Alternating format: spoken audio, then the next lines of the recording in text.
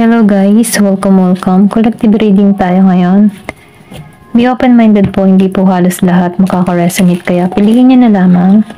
And thank you nga po pala sa mga nag-subscribe, lalo na sa mga bumabalik. Marami pong salamat. Start na tayo. Ano yung current energy ng person mo?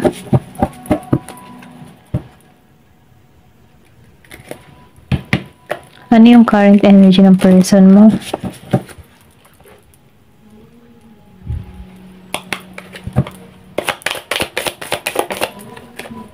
Four of Wands.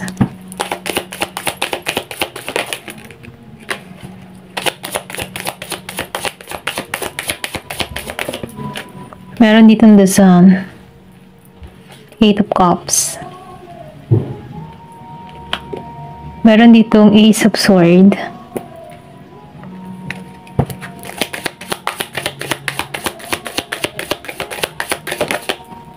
Two of Cups. Okay. The Hangman reverse. The Emperor reverse and Five of Wands. Okay.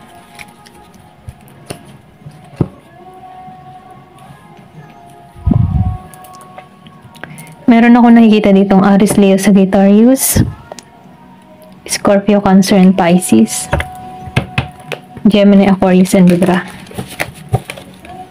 Okay, tinan pa natin dito kung ano pa yung karagdagang sign.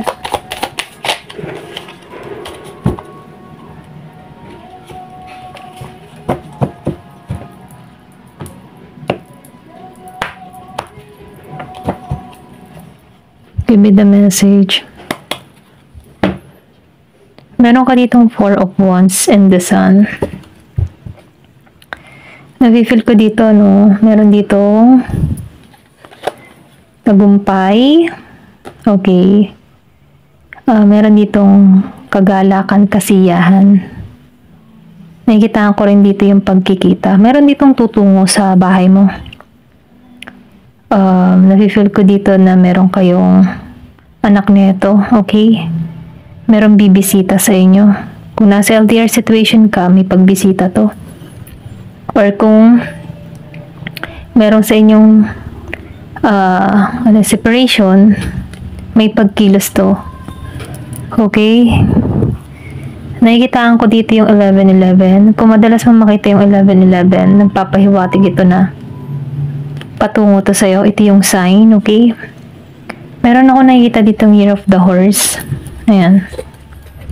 Five of Swords reverse.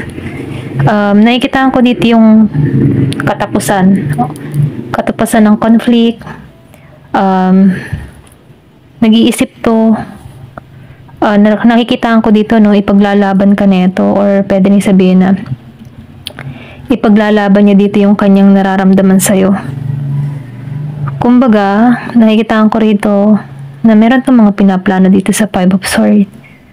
Kasi lumabas si Four of Wands in the Sun. So, meron ditong happiness, or pwede rin sabihin, magulat ka sa tao na to, okay? May pagsulpot sa bahay nyo. Or pwede rin sabihin, may biglaang tatawag sa'yo dito, okay? Iba sa inyo, single mother, single father, or pwede rin sabihin, meron kayong anak nito.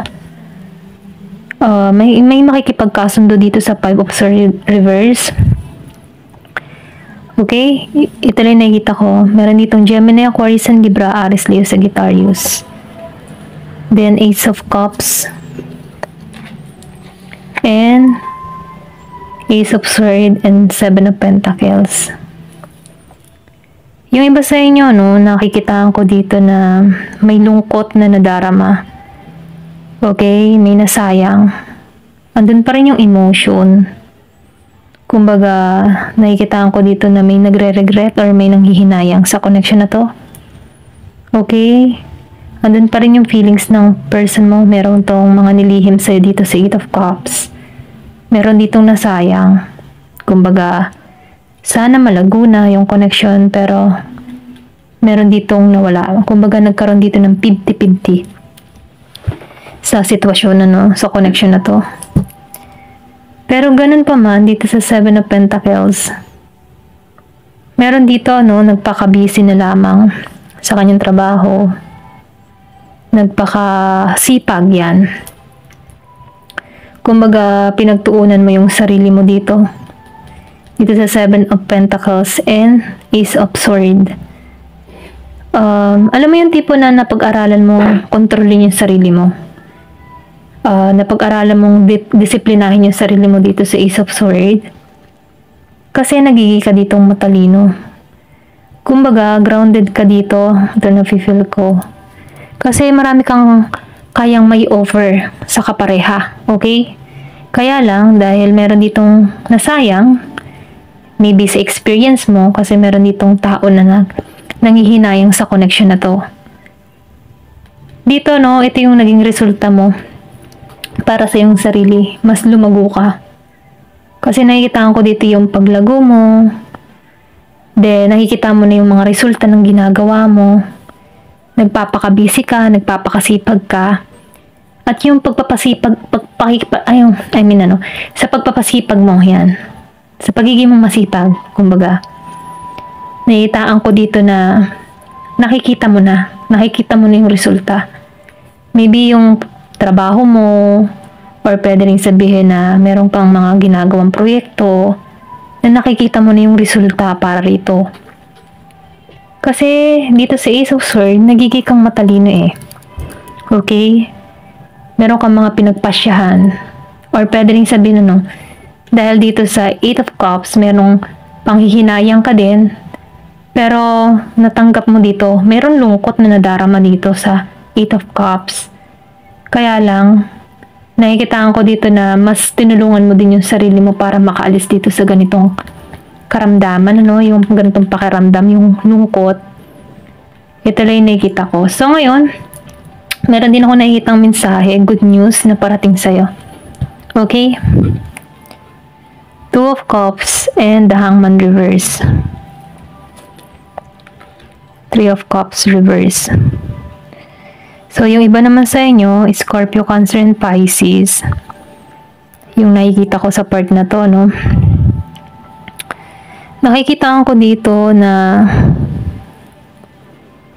meron kang dito mga kaibigan na hindi totoo sa'yo, okay? Pwede rin sabihin na meron ditong betrayal na ginawa sa'yo. Merong panunulot sa'yo, okay? Kasi, itong tao na ito, gusto nito may stuck ka sa sitwasyon. Pwede rin sabihin masaya yung love life mo pero may nanulot. Or meron ditong nanlandi sa person mo, okay? Kasi nakikita ko dito yung Two of Cups, then may betrayal ka mga kaibigan dito. Na kung saan may nagagalit dito sa'yo, okay? Kasi masaya yung love life mo dito sa Two of Cups. Or pwede rin sabihin nangyari na to before, pero ngayon, andito ka sa Two of Cups, may parating sa'yo. Nakikita ko kasi dito na mahal ka ng tao na ito sa Two of Cups. The Hangman reverse. Kumbaga, malaya tong tao na to or malaya yung kanyang nararamdaman sa'yo. And nakikita ko rin dito yung pagiging mong masaya dito sa tao na to. Kaya lang, meron ditong tao sa paligid mo, pwede mga kamag-anak or pwede sabing kaibigan, katrabaho, na hindi masaya sa'yo dito sa Two of Cups. Nakita ko kasi dito kung ikaw man ay single, may patungo sa'yo dito sa Two of Cups. May union, may partnership. Kumbaga itong tao nito, may katatagan. Nakikita ko din dito yung fighting spirit mo, okay? And itong tao nito, yung pure na intention niya para sa'yo. Meron ditong new beginning patungo sa'yo, okay? Kung ikaw man isang single, meron patungo sa'yo. At kung ikaw naman may separation dito, meron kang kaibigan dito na gumulo sa connection nyo. Ito lang yung nakikita ko sa part na to. Okay? The Emperor reverse and the Five of Wands. Aries, Leo, Sagittarius. So, Five of Cups. Nakikita ko sa part na to, Scorpio, Cancer, Pisces, Aries, Leo, Sagittarius. Meron kang disappoint na nangyari dito. Na-disappoint ka sa person mo dito, merong away, kaguluhan, conflict. Na kung sana hindi ka naging masaya dito sa person mo dahil the Emperor reverse. Hindi ka sinusustentuhan, hindi ka binibigyan. May pagka-selfish to. Gusto niya, siya lagi ang masusunod. Very controlling yung tao na to. Okay? Nakikita ko dito, yung iba sa inyo, kahit tinatrato na dito, nakapokus ka pa rin dito sa pain na nararamdaman mo sa person na to. Kumbaga, umaasa ka pa rin dito sa tao na ito kahit ang dami ng pasakit na ibinigay sa'yo. Maybe dahil sobrang mo ang mahal. Hindi, yung bang tipo na hindi kaya ng puso mong pakawalan tong tao na ito, naghihintay ka pa rin dito.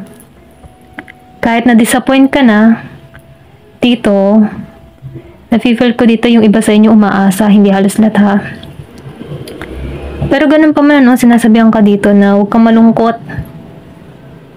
Kasi, kailangan mo lang dito mag-healing sa nararamdaman mo dito sa Five of Cups.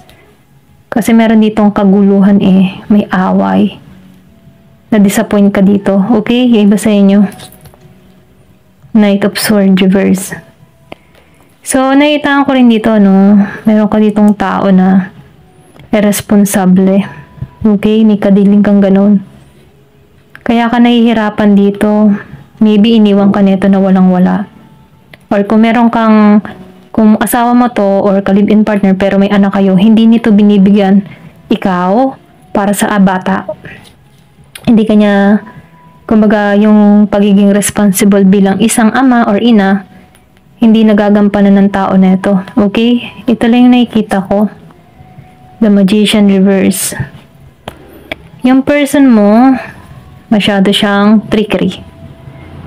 Madaya. Kumbaga, wala siyang magandang naidulot sa'yo dito sa The Magician reverse. Pulos pa nga ako na napako. Okay? Ito lang yung nakikita ko kasi the Emperor reverse Maybe nahulog ka dito sa tao na ito kasi mahal mo nga okay? 2-2 May nakita akong 2-2-2 in the clock. Mahal mo tong tao na ito, kaya lang sa nakikita ko dito, tinuturuan ka ditong mahalin mo yung sarili mo. Maawa ka sa sarili mo, okay? Para maalisan mo tong gantong pakiramdam. Huwag kang mag-focus sa masasakit na nangyari sa'yo. Kumbaga sinasabihan ka dito, huwag ka nang umasa sa person mo dito na irresponsable. Kasi meron ka pa ditong 2 of Cups na nakatayo. Kumbaga binibigyan ka pa dito ng pagkakataon na mag-evolve para sa iyong sarili, magkaroon ng transformation para sa iyong sarili, okay?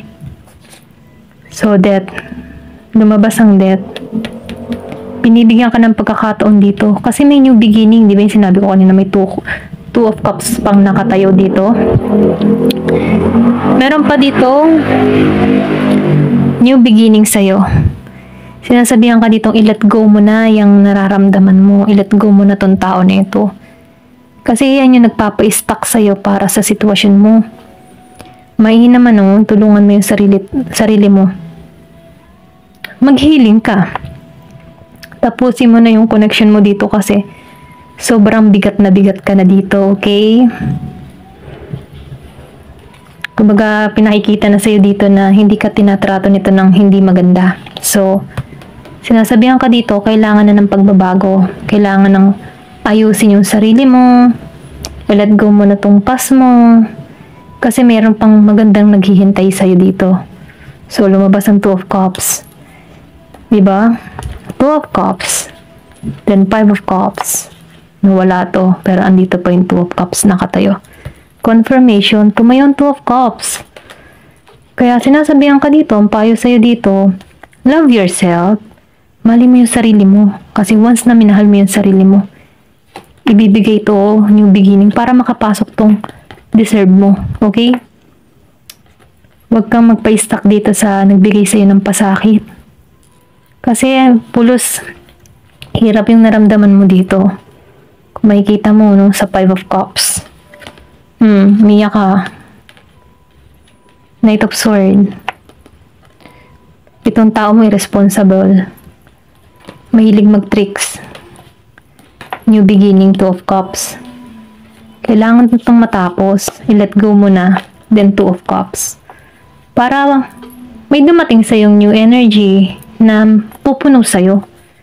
Kasi yung person mo dito, the Emperor reverse, irresponsible eh. Selfish.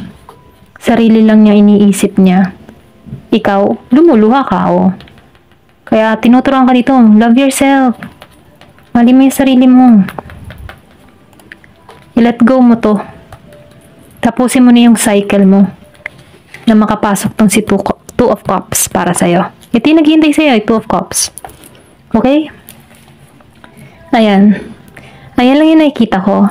Thank you for watching. Love and peace.